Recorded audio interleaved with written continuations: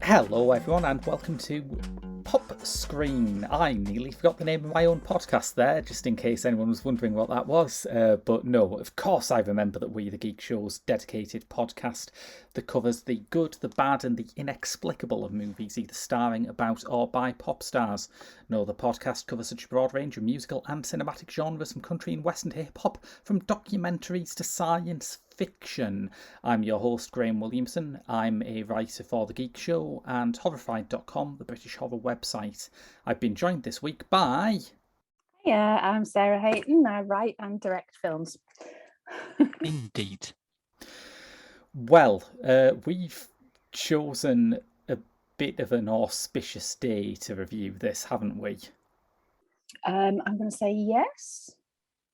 Because we are reviewing Never, Rarely, Sometimes, Always, and we are recording this on the day when it was leaked from the US Supreme Court that they are planning to overturn Roe v. Wade. It's Roe v. Wade, isn't it? Yeah, I just heard something in the background when I was coming up here, and I was just like, oh my God, that must be Roe v. Wade, because they didn't give out the name, and that is shocking. That's shocking. And I was originally going to do this episode and say that on the Wednesday after this drops for my birthday, I was planning to do a fundraiser for abortion charities helping women in Texas, which now looks painfully naive in thinking that this shit is going to remain in Texas.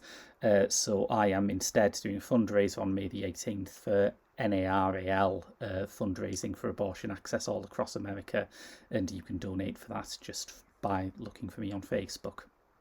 Excellent. But the rather less grave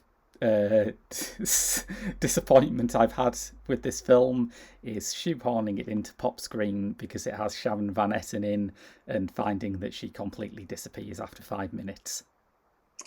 Yes, a bit disappointing. But to be fair, I didn't know her before. I had to look her up this time. She plays the protagonist's mom. Mm-hmm. And there's a couple of scenes at the beginning to establish that family context. And she is partnered by, we're never sure whether it's a father or stepfather. And then there's a couple of younger children as well, so maybe it is a stepfather with that sort of age gap, but it's not explicit. So yes, but she's very sympathetic and caring in those scenes. She's a good mum, isn't she? Yes. Yeah, she is. She comes across very nicely. Because she's introduced at a family meal following a talent contest, which it's a very realistic portrayal of a middle school talent contest, in that I just wanted to eat my own leg to get away from it. Yeah, and that was just the first 3 sections before you even got to the main protagonist bit, which was just so uncomfortable to watch, and just deathly silence from the audience. So, I've got to admit, apart from one notable moment. I did not expect this film to start with the sort of 50s style dance number, and I did briefly think, have I clicked on the wrong link?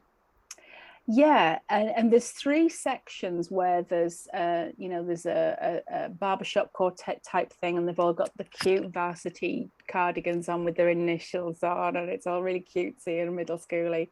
And then there's somebody miming to Elvis in the Elvis outfit. And I don't know whether he is called Mel, but anyway.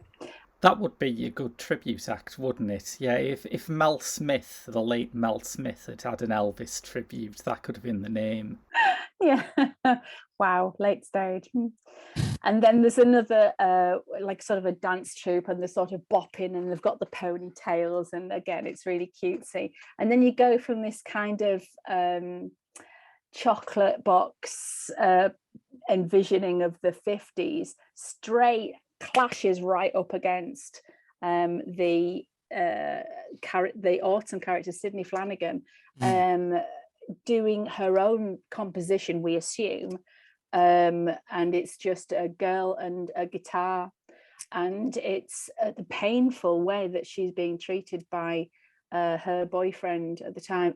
It's really nails down a blackboard, awful. You feel it viscerally in your stomach, and to have that way of disclosing something that may or may not be happening is, I mean, there are better ways of disclosing things, but she isn't the most loquacious of people anyway.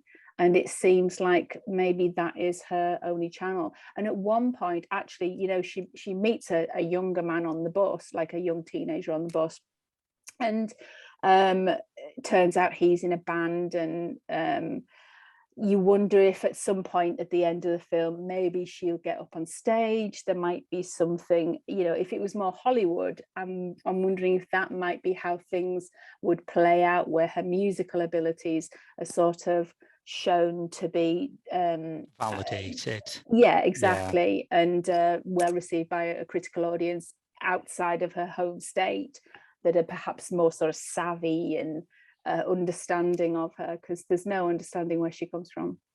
Yeah, she's from Pennsylvania, which I think is a nice touch, because Pennsylvania, when you think of restrictions to abortion access in the United States, it's not the most liberal state, but it's not the first place you would go to. Yeah, but it's not illegal. It's not illegal to have an abortion in Pennsylvania. But then you've also got people, I believe, all the Mennonites are in Pennsylvania, you're Amish, and oh yeah, that's that type of fossil that curls round, isn't it? Yes, it is. Yeah. Yes, it was a great film with Kate Winslet as well. But you know, on the one hand, you do have these sort of more kind of cut off communities, and then on the other hand, abortion is legal. So there's two sort of, you have hope that they are perhaps more worldly, but then she finds out she's pregnant, and she goes to the first in a series of doctor figures or counsellors about that. And that first appointment, I mean, I could have done it in my shed, basically, as well.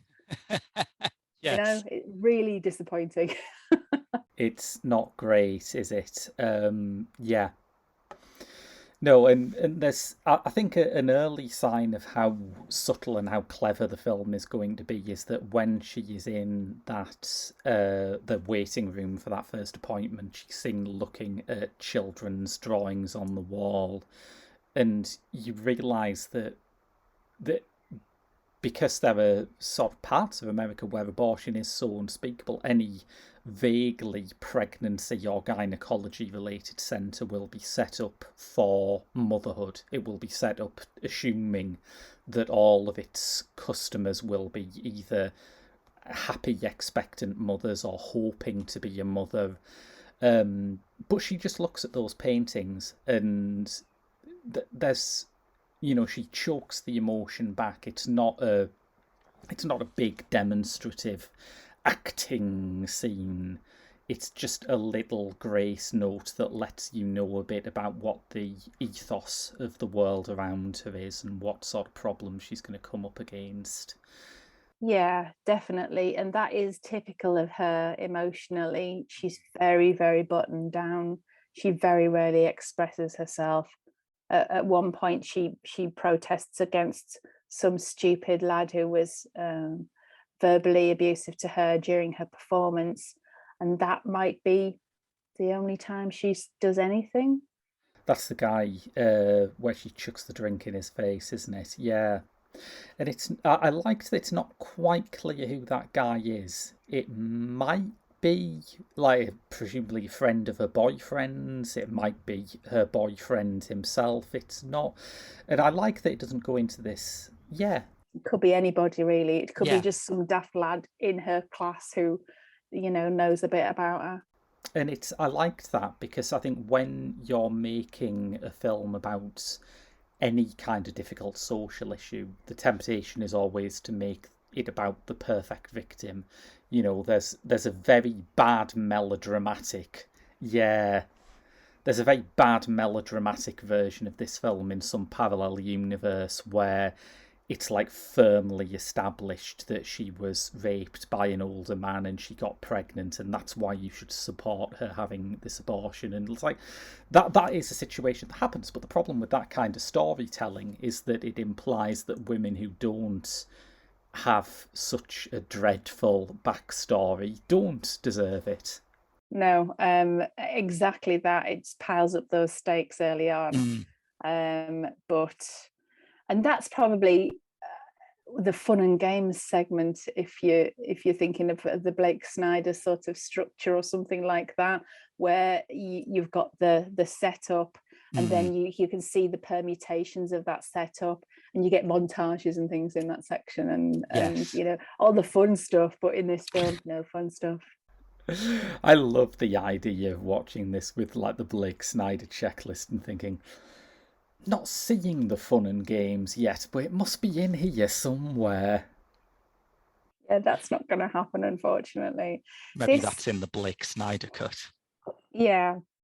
This film starts off really quite downbeat, downtrodden, but as it goes along, it gets so much worse.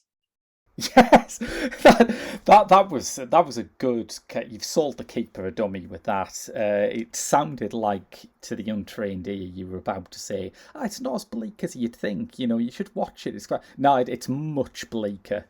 Yeah, it's terrible what happens, and that is actually, to be serious for a second, that was part of why it took me a couple of years to watch it, because this came out in the UK in May 2020. It was in there with like Vivarium and things like that, in that first wave of indies that switched to VOD very quickly as a replacement strategy. And I thought, I mean, I'm reading the reviews, everyone says it's very good, I'm sure it is very good, but the pandemic's just started and I'm already depressed without the help, to be honest. But I'm glad I went back to watch it, because I think this is an excellent movie. Yeah, it is. I mean, I would have your tissues, or, you know, for me, it wasn't crying. It was just just anger at the horrible situation. Yeah. And, you know, even when she goes to New York to get a termination, she has to go through a series of counselors that are all really nice, but there's certain questions that apparently they have to ask her that are really intrusive. Yes, yeah. And she can't just say, "Oh, actually, I just want an abortion." Like you say, you know, you can't just make a film about a girl who wants an abortion and gets one. Yeah, and that's where the title comes from, isn't it? Yeah, so that comes from the survey that she has to complete with the second counsellor that she sees. The first counsellor is the financial counsellor, interestingly. Priorities. Yeah, and the answers to all of the questions that she's given is never, rarely, sometimes, always, and they include some very sensitive questions like, have you ever been abused by a partner or anybody in your life? And that's, you know, that's I think the one time where we see her filling up, and and it gets to her, and it's just really awful. And the counsellor does make a follow-up appointment with her, but it just feels so out of reach, the whole film. And this is uniquely American, I think, the vastness of that country and her own relationship to the people around her, except her cousin.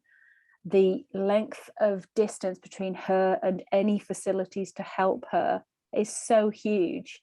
I mean, and also the knowledge isn't there. Like, anybody can Google, but she doesn't realize that initial pregnancy test can just be bought at Walgreens, at any chemist. And she's gone to this doctor and set up this like stressful appointment with this extremely pro-life doctor, saying babies are wonderful, and all that business. When you hold it in your arms, shut up. That video that she's shown, I had to look this up. Real guy.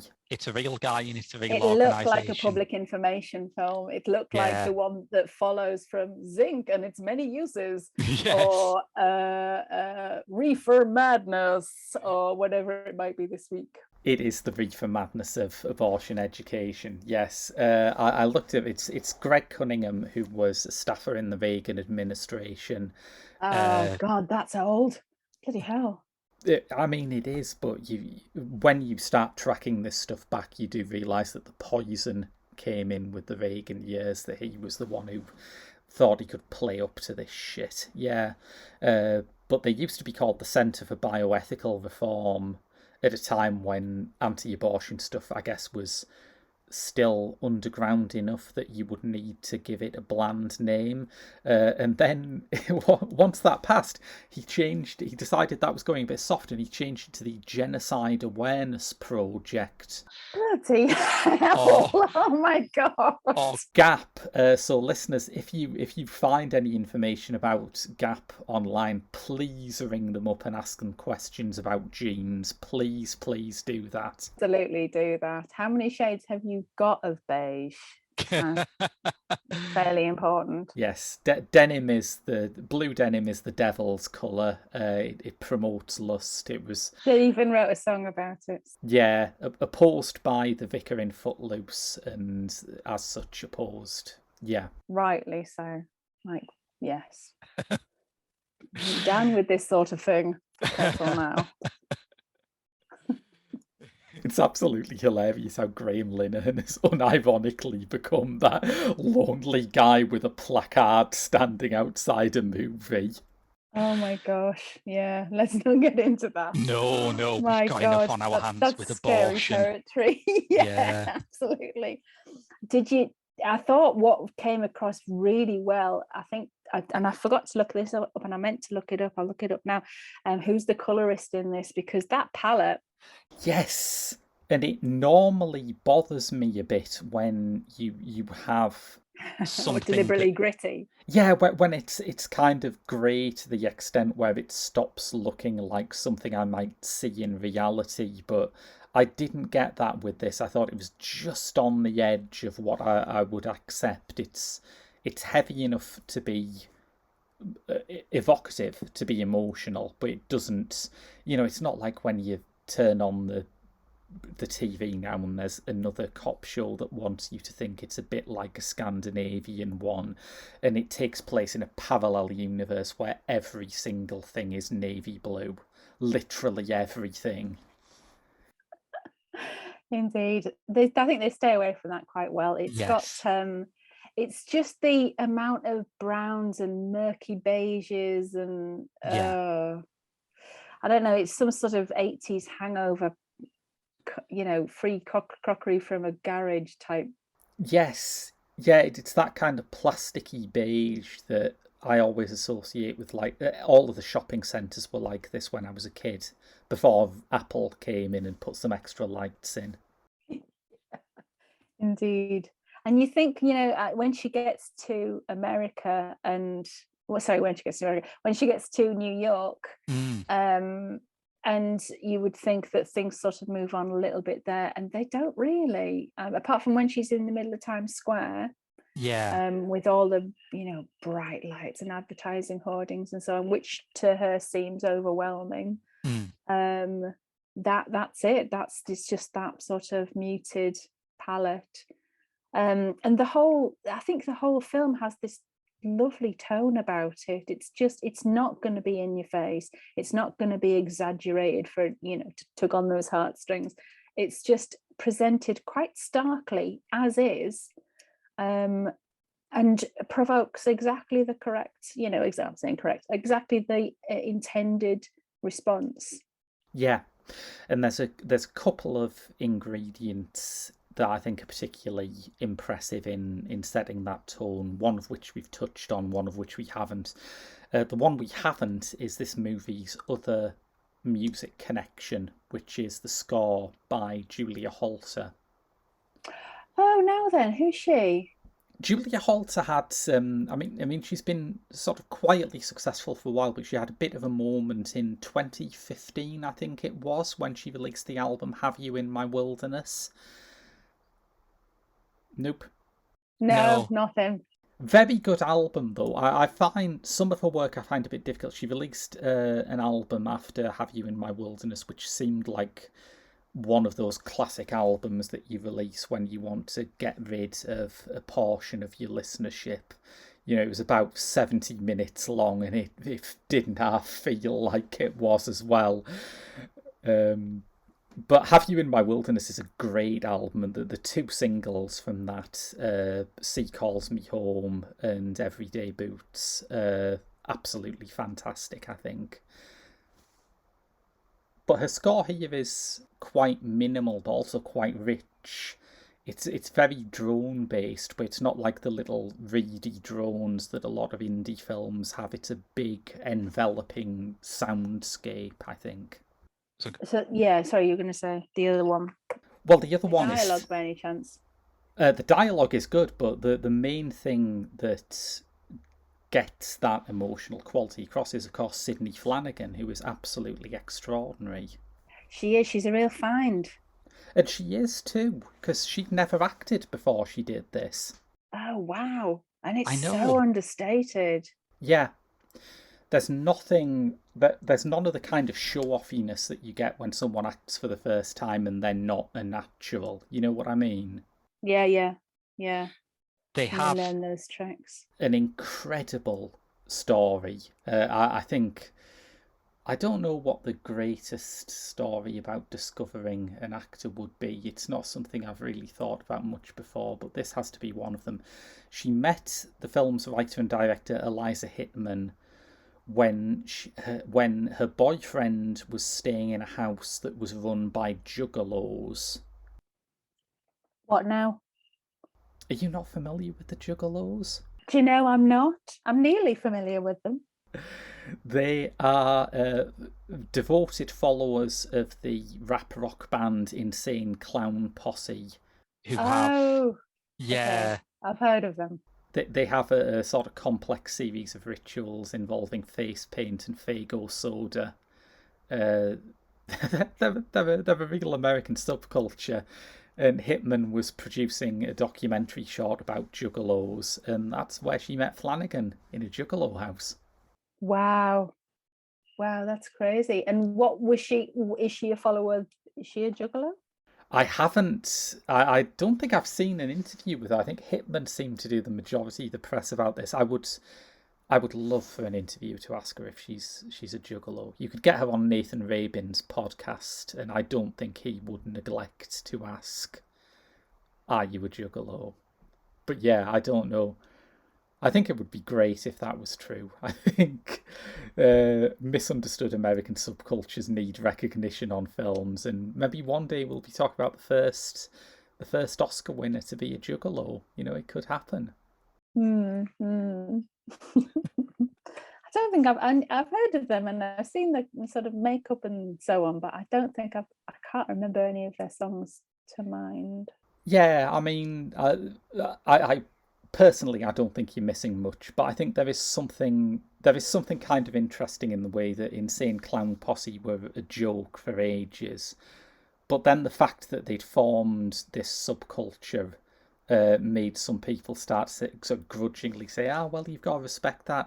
And then, in an absolutely bizarre twist, the FBI decided that juggalos were a domestic terror threat, which was so Wow. which was so weird and so unjustifiable. It actually got quite a lot of people who normally wouldn't be seen dead saying anything nice about Insane Clown Posse going to bat for them, because that was just bizarre. It was so weird. It was like the old moral panics about mods and rockers, but yeah, happening right now in the 21st century. Yawn. But yeah, the cast is uniformly great, and I think apart from Sharon van Etten, there was no one at all in it that I was familiar with before. No, including her. I don't think I've seen anybody else before either. And I think that can help. Because, you know, they've not got any baggage, you've not got any previous, there's nothing, no form. Does ever go, oh, well, he normally plays that kind of, or she normally plays that kind of character. Yeah, I think it's a story about a very small scale life, you know, that can easily be crushed in the machinery of bureaucracy. And I think as much as I do like Chloe Grace Moretz, it would be really distracting to see someone of that stature in this role. It just wouldn't work. No, it wouldn't. Just the ordinariness of everybody in the film. There's no sort of movie star looks, and they're just ordinary people. Yeah, I want to talk about a few more of them because we've only briefly mentioned her cousin, who's a major figure in this film. She's very important. Yeah. And at some point she says that she's 20, which I don't believe. I feel like she is younger than her cousin. But she's such a sweet character. She's really supportive, and she's the only person that gets on with her cousin and won't leave her, she'll just sort of stand by her to the end of, the journey or whatever. And she herself has to undergo difficulty and break the law to go on this journey, which she does for her cousin's sake. And it's a lovely character. And it's not it's a very close relationship. It's not uncomplicatedly close. Like at the start of the film, Autumn, Sydney Flanagan's character, already knows she's pregnant, but when her cousin notices something, she just sort of brushes it off and says, I've got cramps. So this journey is one that they're taking together, but it's also one that they're kind of forced to take together. There's no one else out there for Autumn. Yeah, it's like an enforced, quite speedy growing up process for both of them. And it's sad that it has to play out in that way. It's very much like a classic road trip buddy movie, like Midnight Run or something, except not like that, really. Not really. Yeah, fewer laughs. Yeah. And I've not seen that actor before either. Talia Ryder. Yeah, mostly stage credits. In regards to your question about her age, I noticed that she is not 20 even now. So yeah, you were bang on then. Apparently she's done Matilda the musical before on Broadway, and she looks appropriate for that even now. She could definitely still pass as one of the bullied kids.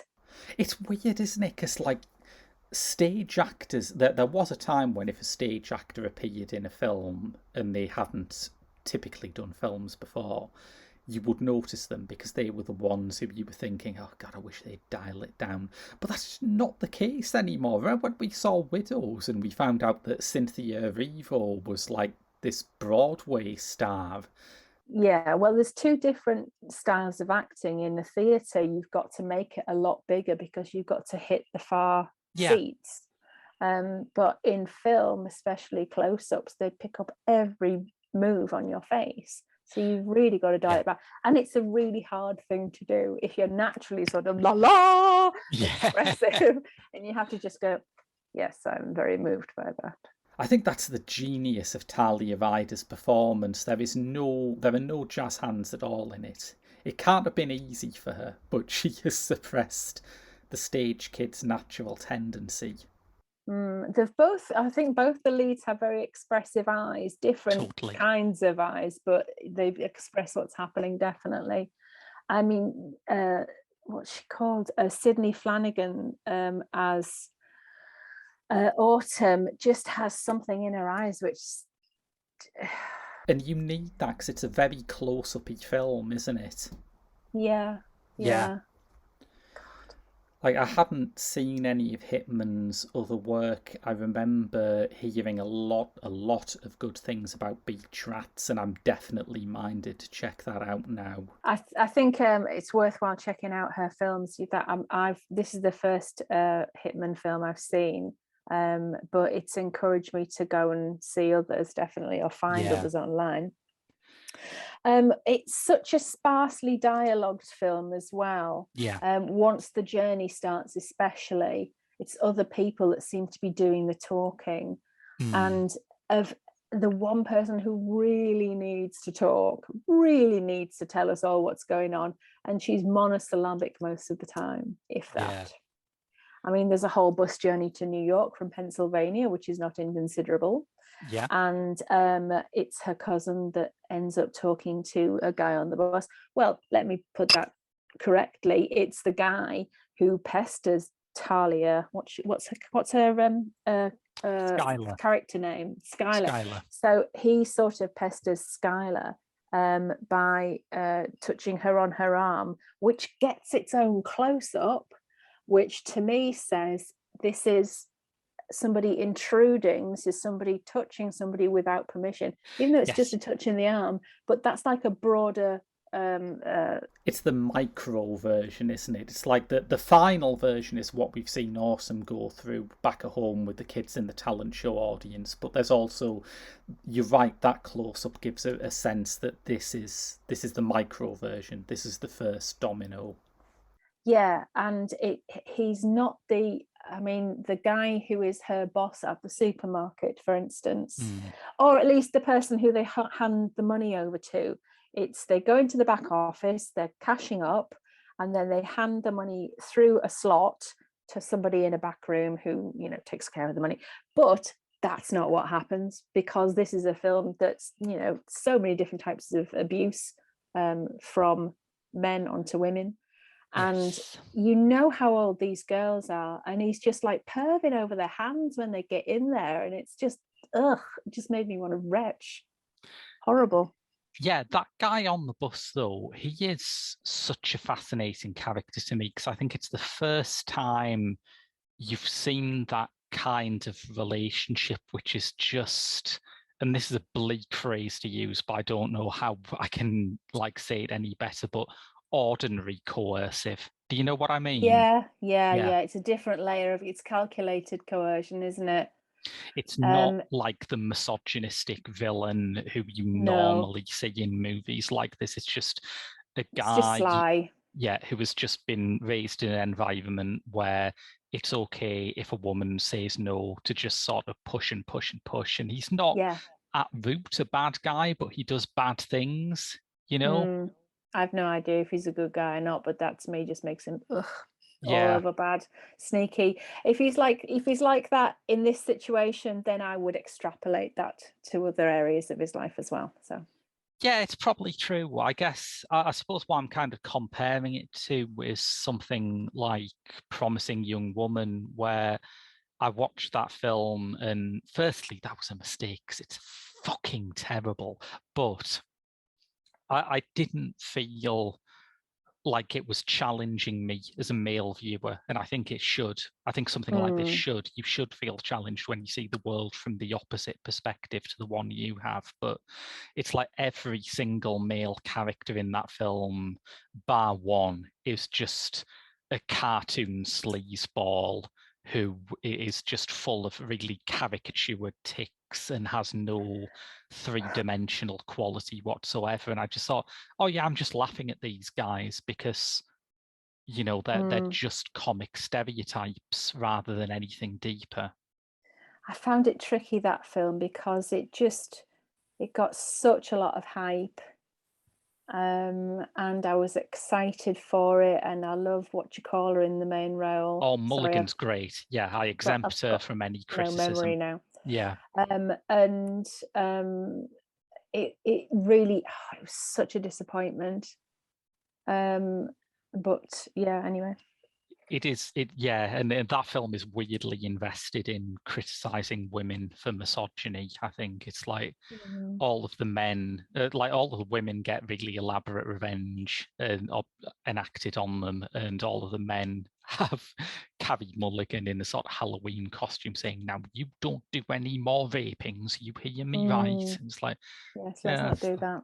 Not what I signed up for, if I'm honest. It's a totally different sort of tone, and it's.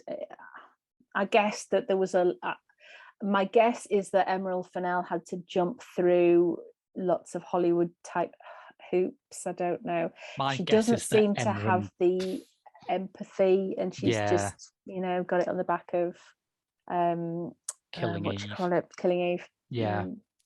I was going to have another guess, but my guess is that Emerald Fennell is not a very good writer, would be the polite way of saying what my guess is. But that was the one that got the Oscar, and I think it's very telling that when you're asking for a fundamentally conservative institution like the Academy to like look around them and look at the sort of the rising tide of women's voices and women's activism that is in part happening because of the abuses they covered up. The Harvey Weinstein case was a huge part of why this ball started rolling down the hill. And and he'll be one of countless dozens, if not hundreds of others. That whole absolutely. atmosphere. So when that institution is trying to look like it gets it, you know what I mean? They will reward something like Promising Young Woman, which is an unchallenging cartoon version. Or what's it? Or Moonlight. Well, Moonlight's good. So I don't want to. Moonlight is good, but didn't that get an Oscar as well? Oh, it did, but as in we have to give the Oscar to a film like this rather than to the latest Clint Eastwood. Yeah, I guess, but when Coca-Cola says, we're now making our drink in recycled bottles, and it's just like, well, so is everybody else, and it's like loads of greenwashing. That's not the biggest step you could take, Coca-Cola. Completely. The biggest step you could take would be to not fund the murder of Latin American labor activists, but that's another story. Preferably, yes, if you wouldn't mind, you could see your way. My point with the Oscars was more like, if there was a better film than Moonlight in terms of Black representation that year, I would be annoyed that Moonlight won, but there wasn't. There absolutely wasn't. Whereas with Promising Young Woman, there absolutely was a better film about feminism released that year. It was this, and you still gave it to Promising Young Woman because that's the sort of pre-chewed version. Yeah, I mean, did you see the guy, one of the people speaking about the Oscars, one of the guys who is on the judging panel for that, and they have to watch 300 to 400 films, and obviously they can't watch all of them. And he said that he didn't want to watch this film because he didn't support murder of babies or fetuses or something like that. And that was that's somebody who is still on that committee. That is someone who is still on that committee because, and I swear to God this is true, they won a Best Documentary Feature Oscar in 1973 for a film about rodeos. And if you were looking for an example of why the Oscars are ridiculously fucking out of touch, this is a good place to start, right? Yeah, absolutely. I mean, not only has that been superseded in terms of documentaries, but come on, rodeos. I mean, does that speak to us now? I think when we were doing Literary Loitering, there was a book of that was a great show. It was. We should still do that at some point. It was fun. It was fun. I remember finding a book of photography about America's first gay rodeo, which make a movie about that. That's all right. Absolutely, do that. Rodeos with a slant, some sort of an angle that applies to modern times, but you can't just do something about rodeos. They're great. I mean, did he do anything since then? Has he updated his skills? Has he released any other fine? I mean, technologically, can't fault him. He's done a lot of IMAX stuff, in recent years. Has he? Yeah, but I so mean, that's it. He's just changed the size of the film that he uses in the camera. It's not really improved in quality, but the quantity of the film is way better. Yeah. And he's American, you say? Interesting. Yeah, I loved the sort of smug sanctimoniousness of his letter saying he would not watch a film about a murderer. He thinks abortion is genocide and all that shit. And it's just like, we have spent how long? 6-7 years since Trump and Brexit hearing these pissy little lectures about how we need to listen to and understand the opposing side. And the only change that's happened over that time is that right-wingers have gone from everyone who doesn't like me is a commie to everyone who doesn't like me is part of Tom Hanks's secret satanic paedophile ring. So I feel like maybe these sermons could have been better directed elsewhere, if I'm honest. Talk to them about understanding shit. They can't even watch a 140-minute fucking movie about people who don't agree with them.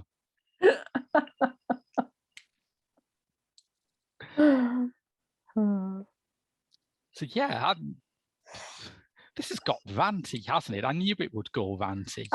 It does. It's the kind of film that does provoke a reaction, and fair play to her for doing that, Eliza Hittman for doing that. And she's obviously, I mean, I'd love to talk to her about the writing process. I mean, is this where did who did she talk to was it just from her own mind? Because it seems like she's based it on a number of experiences rather than just thought to herself, what would I do if my best friend killed herself in college and I wanted to get revenge on people, just like they do in Hollywood. And it sounds like it's a lot. I mean, she's just reined it in. She's made it a lot more subtle, and therein lies its strength and its power. I absolutely can understand why the Oscar committee, as is, didn't award the Oscar, but a whole host of other award ceremonies have given them big awards. What have we got here? Sundance.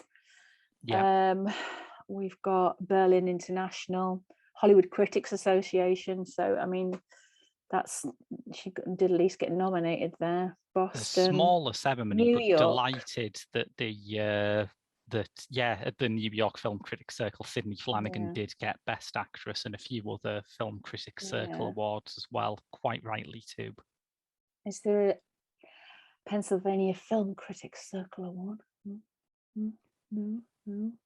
Yeah, I mean, even without the politics around it, which I do think have been decisive and that we know have affected how some Oscar voters voted, but it's just the Oscars always have trouble with things that are subtle. They seem to think that if the filmmaking goes like past a certain level of subtlety, it's like the film isn't being written or directed or acted at all. Yeah, I think so. I did have a chat with my partner about, when I was watching this, about the reasons why you would make this into a dramatic film rather than, say, a documentary, and taking it down to the individual level, making it more powerful and more subtle than a documentary, which, to be fair, has probably been made a number of times, whereas this it just shows you that in 2020, when it was made, the year it was made, it's still just incredibly hard for young people. And I wondered who the audience was, the intended audience was as well, because you could see how it could be made and played in that doctor's office as a warning against getting pregnant, but also as a woman, that's a good audience demographic, as women, how women are mistreated hugely still and nothing's done about it, how she just couldn't bring herself to tell anybody and get any support. Why didn't she tell her mom? Her mom seems very nice. I know, but that felt like a believably teenage decision. It's like you're 17, and she is 17. I don't know. I have no idea what the age of consent is in Pennsylvania. I know in a lot of states it's 18, so it's quite possible that she is underage. And at this age, this is the biggest thing that's going to happen to you. Yeah, and so you just can't treat it like anything else in your life, I guess. Yeah, I think that's spot on. I think that's the exact reason. And I think it's very good at observing those moments where the characters do the quote unquote wrong thing and contextualizing that and making that something where you absolutely do think, oh yeah, if I was in her shoes, I'd do the same thing. Of course I would. Yeah. It was nice to see an all-woman surgical team. There's that, yes, yeah. Pretty heavily all-woman team behind the camera too. I mean, I noticed that. That was good. Cinematographer, let me just look up this. Hélène Louvart, who is a French cinematographer who's worked with Claire Denis. I think that Claire Denis. Oh, really? Claire Denis seems to be like a cinematographer's academy, really. Anyone who has shot a film by Claire Denis is a great cinematographer. Oh man, she did Happy as Lazaro. She's done all of Alice Rohrwacher's films. Alice Rohrwacher is incredible. She is one of my favorite new directors in the world. I just want to live inside every single film that she makes. Yeah, this is a really great. She's worked with Agnes Varda as well. Oh yeah. And Wim Wenders. She did Rocks by Sarah Gavran. That's a really great film. Wow.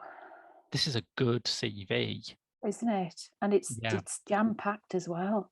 Yeah. All the things she's done since 1990. Wow. That's just 30 years and it's jam-packed with quality stuff. There's some, again, I think this is a bit of a watch list filler. I'm probably going to watch her 1999 film Nadia and the Hippos, just because it's called Nadia and the Hippos, to be honest.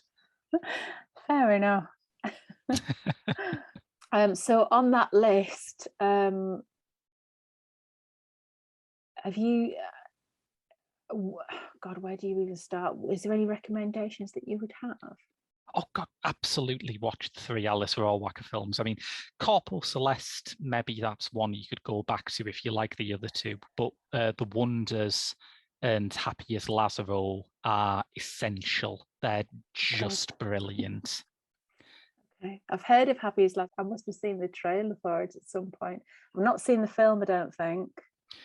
I saw it at the Tyneside Cinema, and I had very little idea of what it was about. I can't remember what else I'd seen. I'd gone to see something else, and I wanted to make it a double bill, so I went to see that. And I just remember sitting there and just having that wonderful feeling of thinking, what's this? I don't get this. Oh, wait, is this? Oh my God, it's this. And just seeing a film really slowly unfold into somewhere you could never have predicted it would go. It was great. What have I seen by Claire Denis that we've chatted about? High Life. Oh, right. Which was the Claire Denis film? Robert Pattinson. That's it, yeah. That's it. I remember now. God, that was lost in the mist of time. Yeah, it was a good-looking film, that.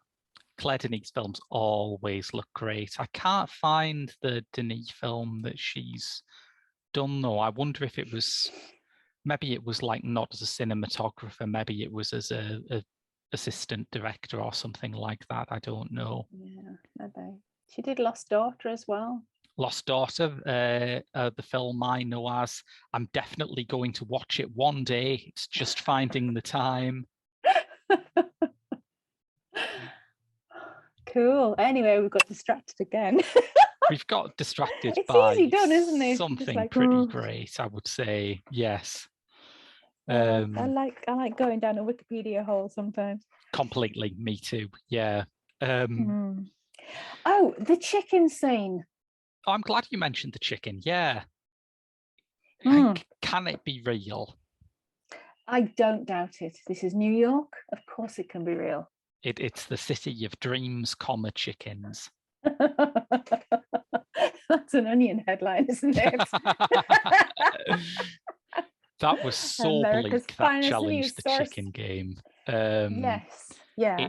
Horrible. It felt to me very much like a reference to, have you ever seen Strosek by Werner Herzog? No, I've not seen much Werner Herzog, and I can't remember the ones that I've seen. So let me just check. But anyway, carry on. Is it Wojciech? I think I've seen Wojciech. No? No, it's not Wojciech. No. Strosek is the one about the German street musician who goes to New York no, he doesn't go to New York, actually.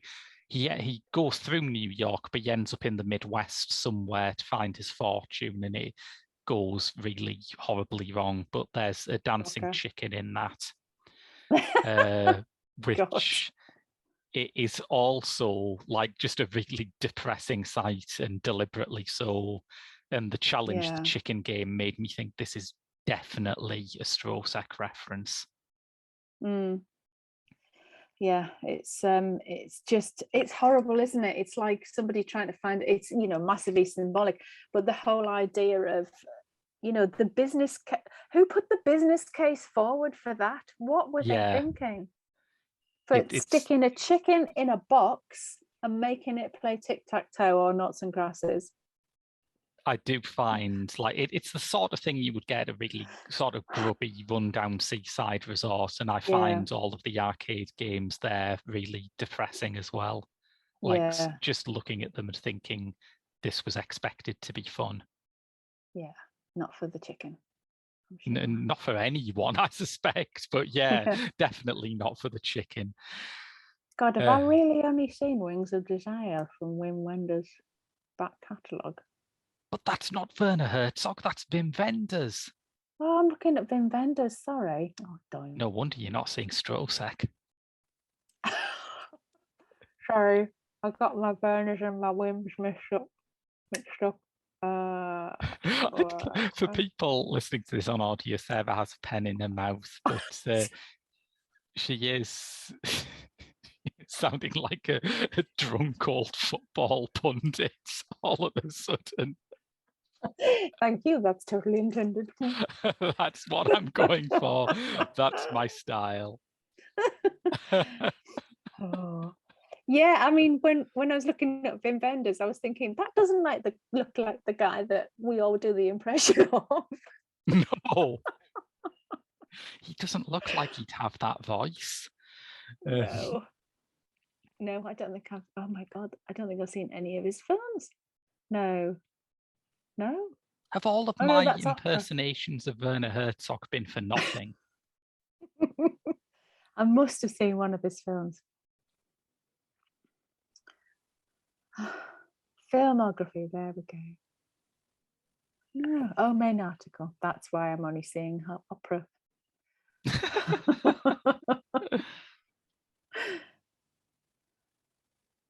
No, I'm not seeing Agira. Oh, I've seen Nosferatu the Vampire. And I have seen, it is Wojciech that I've seen. Yes, with Klaus Kinski. Yeah. No, I think that's it, those two really. Well, you know how I feel about Herzog. Always worth a dive. Anyway, already we've got distracted again. Sorry, folks. Right, and back to it. Yeah, I wanted to sort of finish off with a few more music connections. I say Sharon van Etten disappears after 5 minutes, but that's not strictly true.